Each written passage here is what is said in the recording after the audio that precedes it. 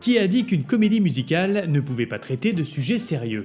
On dit comédie musicale, on dit pas sérieux musical. Oui, sauf que comédie musicale, c'est ce qu'on dit en France. Chez les anglo-saxons, on parle de musical. Ok, on joue sur les mots là. Ah pas du tout, le musical, c'est un genre théâtral et cinématographique dans lequel des chansons interprétées par les personnages sont entrelacées dans le récit. Une comédie musicale quoi. Non, retirez le mot comédie, les chansons n'ont pas toujours pour objectif de faire marrer. C'est le cas notamment dans Cabaret de Bob Fosse. Ça s'écrit Fosse mais on dit Fosse. Ah oui, c'est vrai.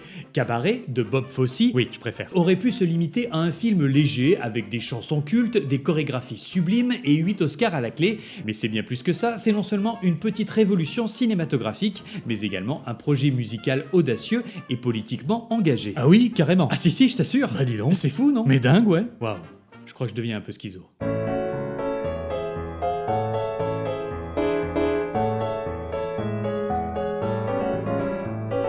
Alors tout commence bien avant la musique et le film de 1972. Bah oui, pour tout comprendre, il faut un peu remonter aux origines. Car à la base, il y a un livre, Adieu à Berlin, sorti en 1939. Alors certes, c'est un roman, mais c'est aussi un peu une autobiographie puisque le récit s'inspire fortement de la vie de son auteur, Christopher Isherwood. Il y raconte ses propres expériences de jeune écrivain britannique dans la capitale allemande au début des années 30. À partir de cet ouvrage, le dramaturge John Van Druten imagine une pièce de théâtre transposée en 1955 au cinéma par Henry Cornelius sous le titre Une fille comme ça.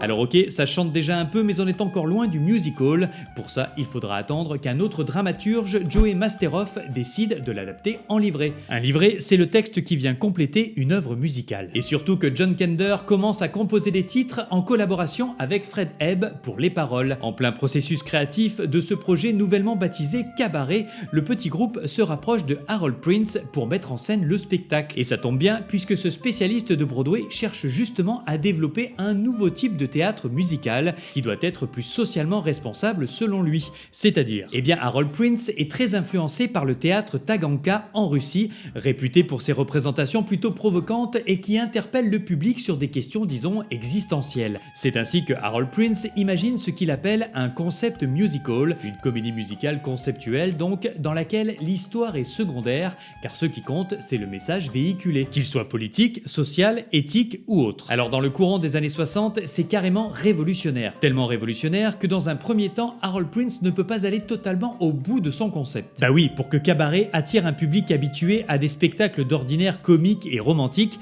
Prince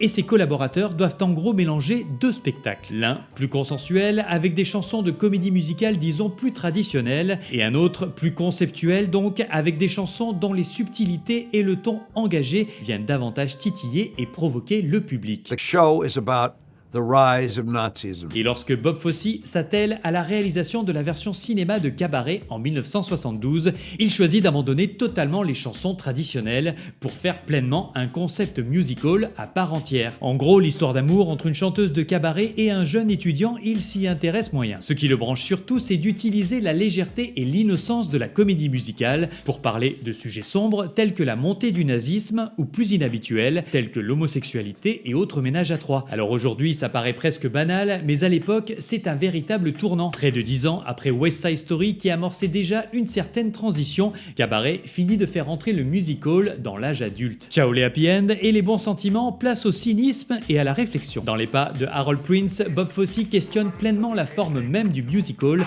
pour mieux la renouveler. Il faut dire qu'il en connaît un rayon en la matière. C'est d'abord un danseur émérite qui se produit sur scène depuis l'âge de 13 ans et c'est aussi un incroyable chorégraphe qui compte de nombreux films et spectacles à son actif. On peut donc dire qu'il a carrément le sang chaud.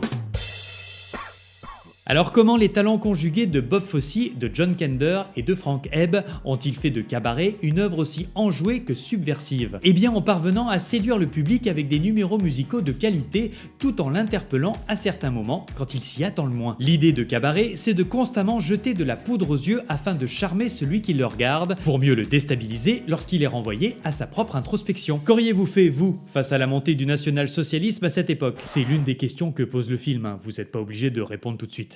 Dès la chanson d'ouverture, les règles sont données par le diabolique et magnifique Joel Grey, un envoûtant maître de cérémonie dont le visage nous apparaît dans le reflet d'un miroir déformant. Miroir déformant sur un monde berlinois qui devient de plus en plus tordu, mais aussi miroir qui nous renvoie à notre propre image qui n'est peut-être pas aussi nette qu'on le voudrait. Joel Grey souhaite donc la bienvenue au public dans la salle. Willkommen, bienvenue. Welcome. Mais par ses regards caméra, c'est aussi nous spectateurs qui l'accueillent dans le cabaret, le Kit Kat Club. Je vous laisse noter les initiales. Dès le début, la mise en scène annonce donc que le film va se dérouler dans une perpétuelle conscience du spectateur dédoublé. Eux et nous, tous assis aux premières loges. La musique, elle, nous embarque tout de suite sur un air entraînant, en mode majeur, pour dégager de la bonne humeur et mieux nous séduire. Quant aux paroles, elle nous indique très clairement qu'elle prêche ouvertement le faux. In here, life is beautiful. The girls are beautiful. Even the orchestra is beautiful.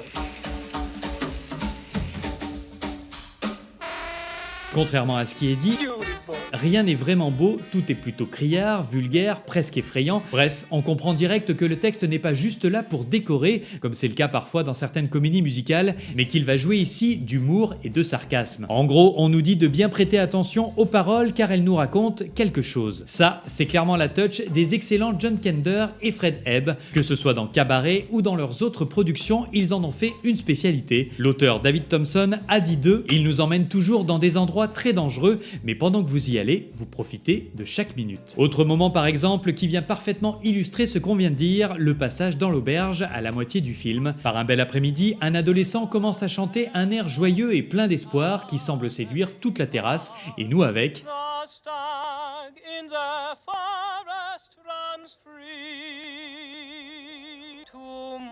Puis la caméra de Bob Fosse descend doucement.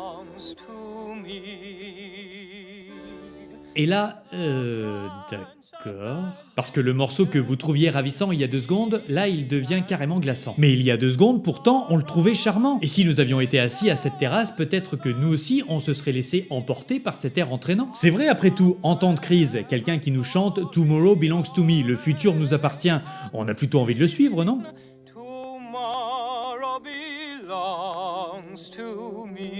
Ah bien sûr, on aimerait se dire qu'on ne ferait pas partie de ces méchants Allemands qui reprennent cette chanson en chœur. Sauf que ces gens ne sont pas haineux, ce ne sont pas des meurtriers, ils croient juste être de bons patriotes. Contrairement à nous, ils ignorent que les nazis vont bientôt perpétrer un génocide. Ils sont seulement bernés par de belles paroles sur une belle musique, comme nous l'avons été, nous aussi, au début du morceau.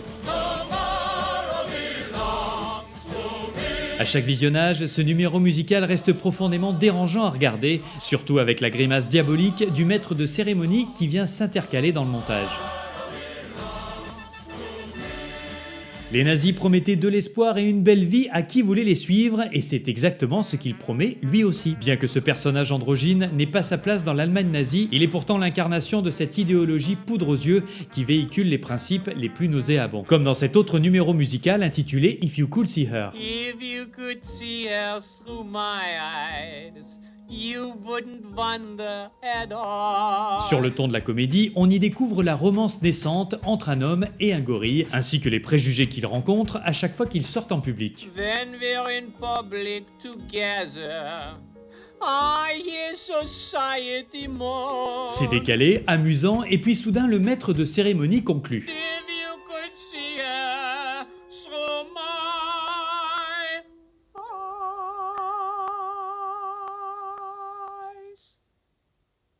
she wouldn't look Jewish at all. Une fois encore, le compositeur John Kander et le parolier Fred Ebb nous ont pris au dépourvu. Nous avons évidemment bien ri et vu toute l'absurdité d'un homme amoureux d'un gorille, tout comme la plupart des Allemands trouvaient absurde qu'on puisse être amoureux d'un juif. Ah oui, là c'est chaud là. Et tout ce pamphlet contre l'antisémitisme et contre toute discrimination d'ailleurs, c'est dit avec un morceau musical léger et comique. C'est très très fort. Alors si le maître de cérémonie incarne le nazisme dans tout ce qu'il a de plus fourbe et de plus dangereux dans la manipulation de masse, un autre personnage incarne quant à lui l'archétype du citoyen allemand passif. Celui qui n'adhère pas particulièrement aux idées du national-socialisme mais qui préfère se voiler la face plutôt que d'essayer d'empêcher son ascension. Cette oisiveté se retrouve en la personne de la pétillante Sally Bowles, incarnée bien sûr par la prodigieuse Liza Minnelli. Personnage autocentré et limite sauvage, Sally ne recherche que la fête et l'épanouissement personnel. Elle est en représentation constante et rejette en bloc tout ce qui viendrait lui gâcher la vie. Les feux de la rampe, le sexe et l'alcool, c'est le meilleur moyen pour elle de se cacher du monde réel et de fuir la politique ainsi que tous les autres problèmes économiques et sociaux. En ça, elle symbolise parfaitement le cabaret allemand en 1930, un mélange d'érotisme et d'expressionnisme théâtral que les nazis jugeront affreusement décadent.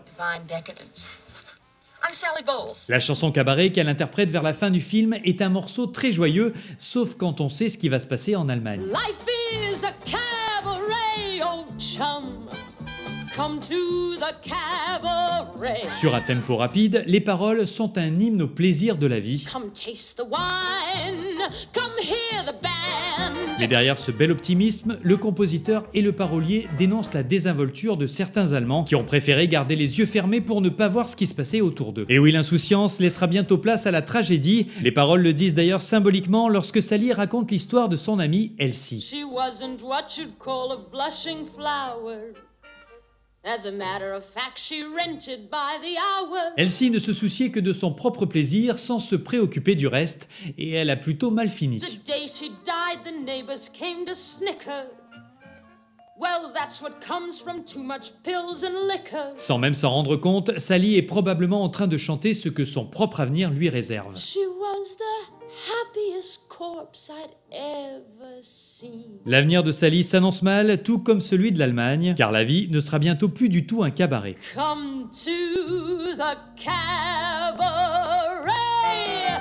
Le film se clôt avec le même morceau qu'en ouverture, sauf que cette fois, John Kander a intelligemment revu sa partition. La musique se fait désormais plus pesante et dissonante.